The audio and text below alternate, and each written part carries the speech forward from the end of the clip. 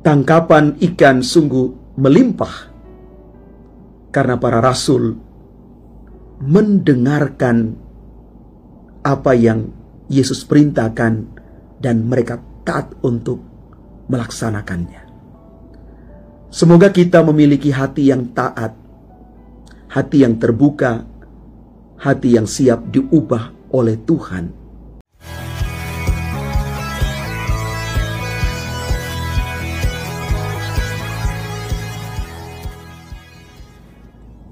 Salam Bapak Ibu, Saudara dan Saudari, sahabat-sahabatku dimanapun Anda berada. Hari ini kita masih hari Minggu Paskah yang ketiga. Sebelum kita merenungkan Sabda Tuhan hari ini, kita membacakan teks Injil Yohanes bab 21 ayat 1 sampai dengan 19 sebagai bahan permenungan kita hari ini. Sesudah bangkit dari antara orang mati, Yesus menampakkan diri kepada murid-muridnya di pantai Danau Tiberias. Ia menampakkan diri sebagai berikut. Di pantai itu berkumpul Simon Petrus, Thomas yang disebut Didimus, Nathanael dari Kana yang di Galilea, anak-anak Zebedeus, dan 2 orang murid Yesus yang lain. Kata Simon Petrus kepada mereka, "Aku pergi menangkap ikan." Kata mereka kepadanya, "Kami pergi juga dengan engkau." Mereka berangkat lalu naik ke perahu. Tetapi malam itu mereka tidak menangkap apa-apa. Ketika hari mulai siang, Yesus berdiri di pantai. Akan tetapi murid-murid itu tidak tahu bahwa itu adalah Yesus. Kata Yesus kepada mereka, "Hai anak-anak, adakah kamu mempunyai lauk pauk?" Jawab mereka, "Tidak ada." Maka kata Yesus kepada mereka, "Tebarkanlah jalamu di sebelah kanan perahu, maka akan kamu peroleh." Lalu mereka menebarkannya, dan mereka tidak dapat menariknya karena banyaknya ikan. Maka murid yang dikasihi Yesus berkata kepada Petrus, "Itu Tuhan." Ketika Petrus mendengar bahwa itu adalah Tuhan, maka ia mengenakan pakaiannya, sebab ia tidak berpakaian, lalu terjun ke dalam danau. Murid-murid yang lain datang dengan perahu karena mereka tidak jauh dari darat, hanya kira-kira 200 hasta saja, dan mereka menghela jala yang penuh ikan itu. Ketika tiba di darat, mereka melihat api arang dan di atasnya ada ikan serta roti. Kata Yesus kepada mereka, "Bawalah beberapa ikan yang baru kamu tangkap itu." Simon Petrus naik ke perahu, lalu menghela jala itu ke darat penuh ikan-ikan besar, 153 ekor banyaknya. Dan sungguh pun sebanyak itu ikannya, jala tidak goyah. Kata Yesus kepada mereka, "Mari dan sarapanlah." Tidak ada di antara murid-murid itu yang berani bertanya kepadanya, "Siapakah engkau?" Sebab mereka tahu bahwa ia adalah Tuhan. Yesus maju ke depan, mengambil roti, dan memberikannya kepada mereka. Demikian juga ikan itu. Itulah ketiga kalinya Yesus menampakkan diri kepada murid-muridnya sesudah ia bangkit dari antara orang mati. Demikianlah sabda Tuhan. Terpujilah Kristus. Bapak Ibu saudara-saudari yang terkasih, kematian Yesus menyisakan kesedihan dan trauma mendalam bagi para murid. Cerita tentang kebangkitan Yesus belum mampu untuk mengatasi perasaan tersebut. Tampaknya mereka harus melupakan saat-saat indah selama 3 tahun bersama Yesus dan harus kembali ke masa lalu dan pekerjaan lama yang mereka tinggalkan karena mengikuti Yesus. Mereka kembali ke danau untuk menggeluti pekerjaan lama mereka sebagai nelayan dan penjala ikan.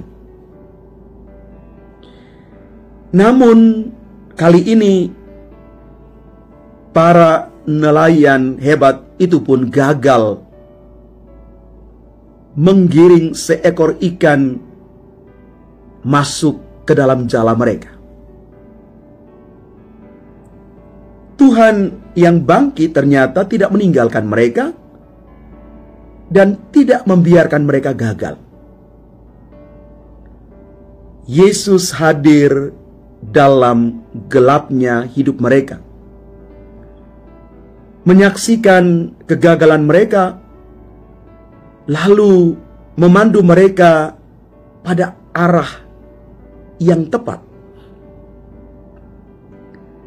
Ketaatan mereka pada perintah Yesus memberikan hasil yang sungguh berlimpah.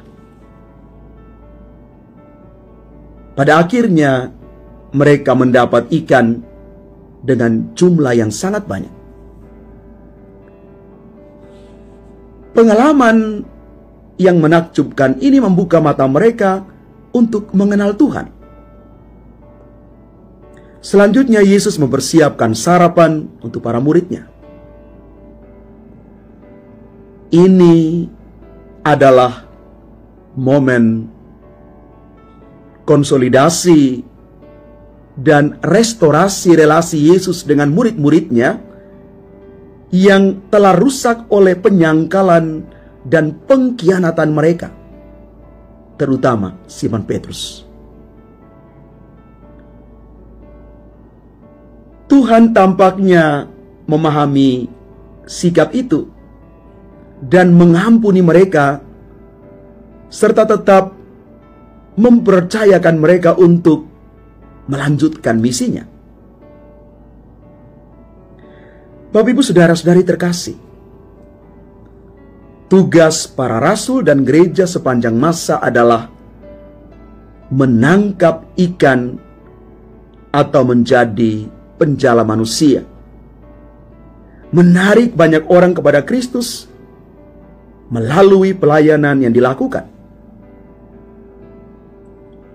Tuhan menjamin bahwa Dia akan menyertai para rasul dan gerejanya sampai pada akhir zaman. Peristiwa penangkapan ikan yang ajaib ini merupakan demonstrasi yang kuat untuk para rasul dan kita semua bahwa usaha kita, pelayanan kita, tidak peduli seberapa terampil atau rajinnya kita, tetap tidak akan membuahkan hasil bila kita tidak bersandar sepenuhnya pada Tuhan. Kalau kita hanya mengandalkan diri kita sendiri, kita akan mengalami nasib yang sama. Kita tidak menangkap apa-apa. Maka hendaknya kita selalu siap mendengarkan perintah dan arahan dari Tuhan. Tebarkanlah jalamu di sisi kanan perahumu. Ikut dan taat pada perintah Tuhan. Selain menjala manusia, tugas seorang rasul, tugas gereja, dan semua pengikut Kristus adalah mengambil bagian dalam karya kegembalaan Petrus sesuai dengan kapasitas kita masing-masing. Perintah untuk mengembalakan domba-dombanya adalah perintah untuk memperhatikan orang lain,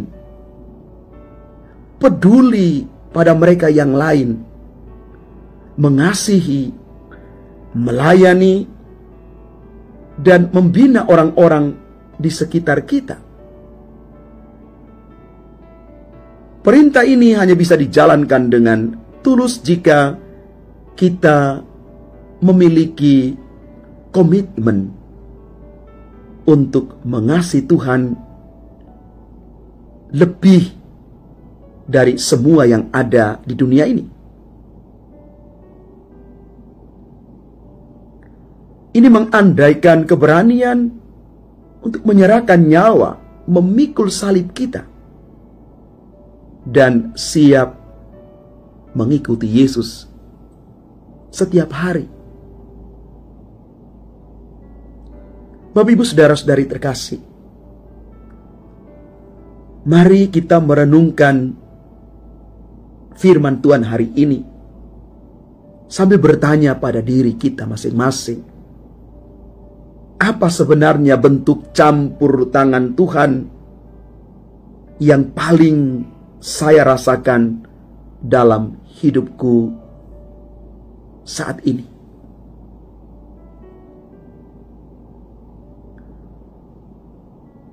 Dan selanjutnya,